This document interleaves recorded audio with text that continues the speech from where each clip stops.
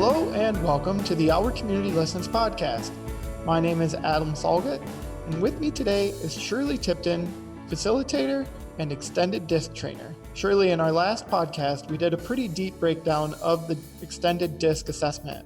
In today's podcast, I want to talk a little bit more about how to utilize this information. So first of all, I mentioned in the last podcast how my wife is a pretty high C. Knowing that, how can I don't know, without making it sound too negative, use that to my advantage in our relationship? You know, sometimes I make a joke that our training on DISC is not a course in spousal manipulation. And yes, I'm not trying, that's not manipulation. I don't want to paint the wrong picture, but it's more about knowing her needs, knowing her behavior. So if I'm getting frustrated, I can understand where it might be coming from. So let's turn that on its head a little bit about spousal manipulation, right? So the other side of that is behaving in a way that meets the needs of the people around us, meets the need of our organization. But we can't do that if we don't get our own needs met first. And sometimes we get put down for being selfish or getting your needs met. Well, in your case, your needs are going to be met and the needs of your children are going to be met when you and your wife get along. That's a good point. Right, when you model respect and when you model the ability to do what we call style flexing and change some behaviors, a few, not changing yourself, but changing a few behaviors to meet the needs of your wife. So for example, your wife being a high C style. Let's say you want to make a purchase and a major purchase for the family. And you go to your wife and you say, I want to buy whatever it is. And you give her examples of how it's going to make you feel. And it starts sounding a little bit like rainbows, bunnies, and unicorns. She can't hear that. Right? Someone who is hardwired around data and task, the minute you start talking a lot about feelings and things that aren't quantifiable, they're going to shut down. Gotcha. So with your wife, let's say you want to buy that really awesome Lazy Boy recliner with heat and massage and 27 settings, right? That does sound nice. Doesn't that sound nice? The way to make that understandable for your wife is to go through the steps in a pro and con fashion. Talk about budget. What need does it meet? What problem does it solve? And focus on the facts and not the feelings of why you want that fancy Lazy Boy recliner. That is some great advice. So not only in our personal relationships, but I think a lot of people, when they take this DISC assessment and then they think about what their boss is like, quote unquote, there's many times we start assessing in our minds, oh, that's how I need to connect with them. And that's what you're talking about a little bit, right? Is how are we going to connect with them? Not necessarily to get what we want, but even just to understand their point of view, right? Yeah, for sure. What do they need? How do they want to be treated? Keeping in mind that I'm going to get my needs met at the same time. One example in business is how we do our emails. So in Colorado, one of our leaders is noted for writing the most beautiful, loving emails you would ever see. Mm-hmm. They're full of caring and lots of inquiry and good wishes for our families. And then somewhere in the email, there might be the body of fact and data. Now, one of our team members who is very D style just finally said, stop sending me these emails. I'm not going to read them. Right. Give me the executive summary. Yeah. Right? They want the bullet points. Give me the bullet points. I got to get to it. I got goals to meet, and I'm glad you care about my kids, but I don't have time for this. Now, the other thing that's inherent in that is we must assume positive intent. Right. Now, our leader, as an act of love, then started modifying how she was sending out emails and taking into account the needs of different behavioral styles on her team. And it worked great. So those selective behaviors can be just integral to successful relationships of all kinds. we spoke to a local leader about a month back in a podcast, and she talked about how her ability to reflect on what her designers needed to hear and how they needed to hear it has made a big difference. And they also spoke about how they have change coming within their organization. And as a D, she's excited by change, but she knew that a lot of her designers are the S personality, the steadiness. And so she knew for them to be able to get excited, she had to give them more detail than she was used to. Can you speak a little bit more about how this comes into play in the workforce? Sure. I mean, that's a classic example, right? And how lucky are those people to have a leader who is self aware enough to know that she's going to need to do some things a little bit differently. Hmm. We hear story after story. I mean, this is my 8th year doing this work, and I countless stories of people who have developed that awareness, modified some of their own behaviors to make the organization much more successful. And we like to think of this as happening sort of in 4 steps. So 4 steps, right? Here's bullet points for our D style friends. The first one is to understand the 4 styles, to learn about them and how people are similar to us and also how they're different. Hmm. So just by being able to have an understanding of those 4 behavioral styles is the first step. The second one is actually taking the assessment and becoming self-aware of how others see us, Hmm. right? I can use an example of a business leader who had people on his team and his organization who really thought he was cold, Oh, very aloof and distant, when in reality, he was shy. he's It's just just shy. just shy. And having that ability and that self-awareness to even have that conversation dramatically changed the path and the success of that organization. So that's the second step. The third step then is to identify the main style of other people.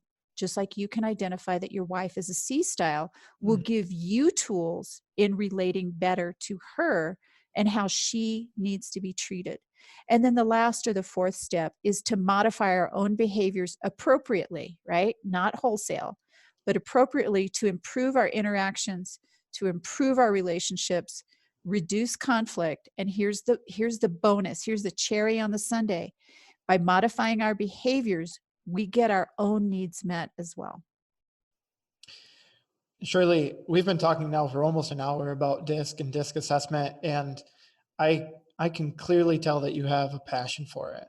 And I'm curious, where has that stemmed from? Well, in practice, I've got enough C in me that I want data, right? And I Yep. want things to be correct. Yep. And initially, the light bulb went on like, yeah, that's how I'm hardwired. Yep. But it wasn't until I really started practicing it that I started reaping the the benefits. One of the first things that happened for me was learning to accept that other people weren't out to get me, Mm. that they were different, that their styles were different, and that I not only could I not, but I didn't want to change them anymore. Mm. And that was life-changing. You know, all behavior is an expression of need. I Yep. want to say that again, it's that important. All behavior is an expression of need. And with that fact in mind, the next step for me was becoming curious about the behaviors of other. What is the need behind that behavior? So if I can substitute curiosity for judgment, right? Instead of just saying, oh, he's a jerk, instead being curious about that behavior, huge gift for me. Huge gift. That's outstanding. And I think it's very interesting how you mentioned trying to, the realization, the biggest impact that it's had on you is understanding that people are not out to get you. And I think that's pretty awesome. it, it, it's freed up a lot of time and energy and reduced drama and improved my ability to truly meet the needs of others. I'm also high S style, and I have that service, that hardwired for Mm. service. It has freed me up to serve people in a new way, in the way that they need me to behave to meet their needs, not what meets my need. I'll give you an example. Um, my husband, one of his best friends, is a very high D style person. Okay. And, I inherited him with the marriage, right? Well, that's So, what happens with friends, yeah. old frat buddies. I don't know. I'm just kidding. And for years, I didn't want to be around him. I thought he was kind of, abrasive and, just not my cup of tea. And not my Yeah. favorite person to be around. I took this course and I went through this disc. And what I came to understand is that in his high D style, he had a lot of gifts that I had overlooked. And by accepting him where he is and how he's hardwired now, 8 years later, he's one of my best friends too. And I That's love him. I can't imagine my life without him. I don't have to guess where he's coming from. I don't expect him to read my mind. If I need to know something, he's going to tell me. He's going to be absolutely clear. And when he tells me that he loves me, I know it is the absolute unvarnished truth. that's Right? wonderful to hear. And have you shared that with him? Have you talked about that change that's come for you? I did after he took the class. Oh yeah. And so he has a better understanding if you ever are in a certain way, he has a better understanding of why your behavior is that way as well. Absolutely. Right. And it never was an issue for him. I mean, he accepted me the way I was. I mean, he was so far down the road because it just didn't matter to him. He was going to continue on his path regardless. One of the things that we see consistently come out of this class is this sort of change for people and their ability with DISC understanding to embrace the quote difficult people in their lives in new ways and find those gifts. Look, it happened for me with my own mother. Once I really started trying to accept her and where she was coming from, our relationship dramatically changed. And the great gift out of that is that for the last year of my mother's life, we had the relationship that I had always wanted to have with my mother. That's beautiful. Right? Yeah. The price of admission is worth that alone, right? And more and more and more. It sounds like you've really been able to take to heart listening with empathy. You mentioned, understanding where she's at. That's empathy, being able to step into that space. Well, I think of empathy as taking the self-awareness from DISC Mm-hmm.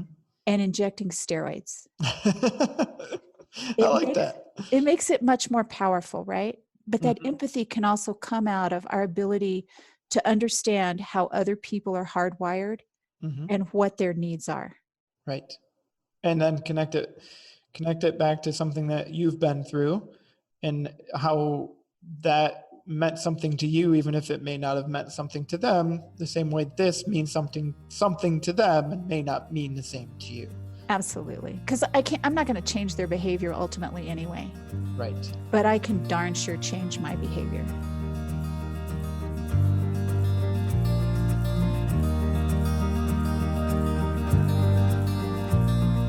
Shirley, as someone who has seen DISC and been around it for so long, do you have any anecdotes or any stories about how these situations could show up in maybe a high stress situation? Sure. And this is kind of a caricature. It's not real, but it's illustrative. So I'll go with it. So imagine you have 4 people representing one each for the 4 styles. Sure. And they get stuck in an elevator. They're stuck between floors. Kajunk, right? We're stuck. Yep. So D style immediately starts swearing and complaining, and I don't have time, and what's going on? I have to get out of here. I've got stuff to do. I style looks around at the other people in the elevator and they go, oh, I've got 3 new friends, right? It's an opportunity for relationship. Yeah. C style is going to go over to the panel, open the door, push buttons. Maybe if I push these two at the same time, they're just going to immediately go to problem solving. Now, S style is going to be over in the corner, very quietly dialing 911. So, same situation, right? They're all in the same boat together, four very different reactions. That's a very good example because it's very common. I mean, when you get put into like this stress situation, what is your innate response, you know? Yeah, I had it happen in a meeting a few months ago where, some news was delivered and I thought, wow, that's great. And I looked around and there were other people in the room who were really upset about what they heard. Now, I was looking at it also through my lens, right? I was shocked that people were so upset, yet we were in the same boat, same impact, ultimately, in a business setting. Mm-hmm. So it can be really important using DISC as a tool to also help people and yourself understand why we react differently in the same settings.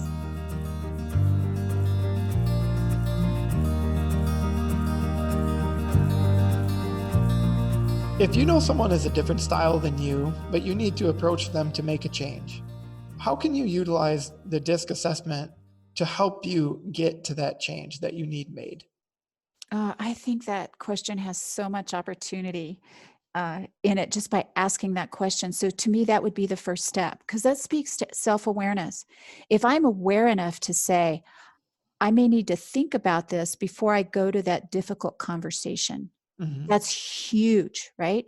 So in that, you want to know your own style. And then that second step that I went over earlier, remember the 4 steps? Yes, ma'am. Try to figure out what their style is and then know what that style needs and be prepared accordingly. So don't go into a difficult conversation with someone whose I style with a list of facts, right? And expect an immediate decision. You need to instead go into that conversation prepared to preserve the relationship. It's going to be a people-oriented discussion. Now, there may be some need for fact in there, but Right. that's not what you would lead with. So you need to know their style, know what they need. And in almost every case, slow down. Gotcha.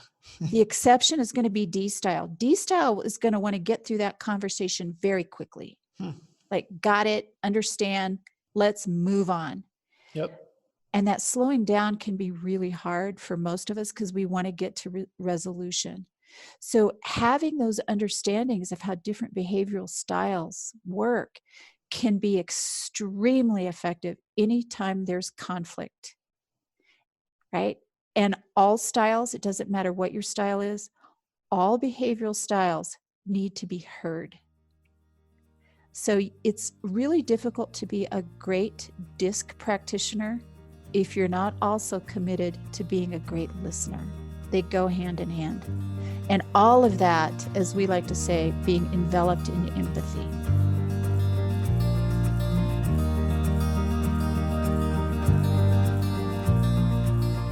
Shirley, it's been great listening to you tell me today a little bit how DISC has had an impact in your life, giving us some tips on how we can utilize these DISC behavioral tendencies when we have conflict situations or just, in our personal life, how we can use them to navigate every day, really.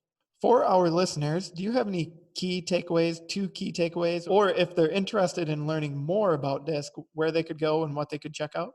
Sure. So key takeaways.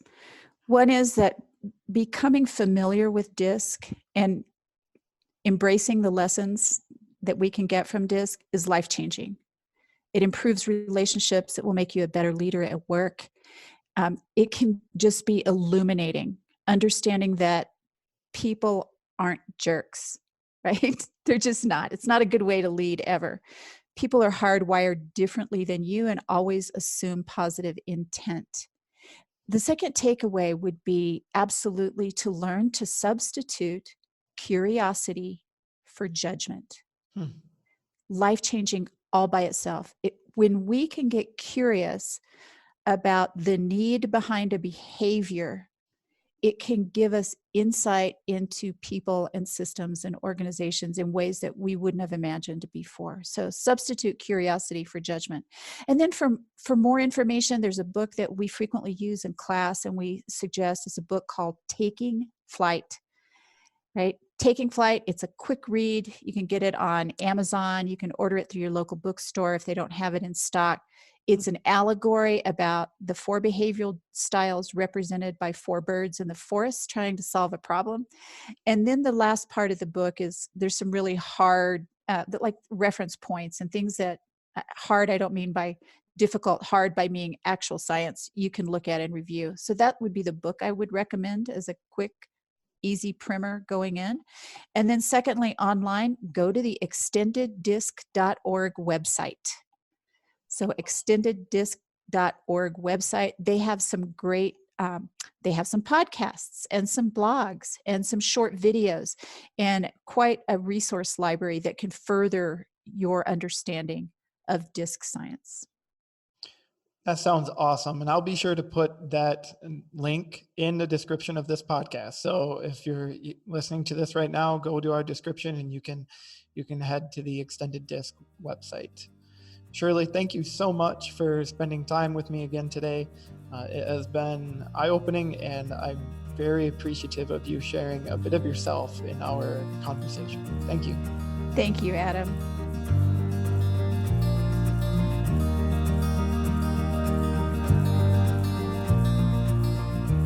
If you have any suggestions about subjects for our podcast, feel free to reach out through our Facebook page. And if you're interested in taking a class, visit ourcommunitylistens.org. Thank you again for listening to our podcast, and don't forget, each word, each action, each silent moment of listening sends a message. Therefore, you are the message.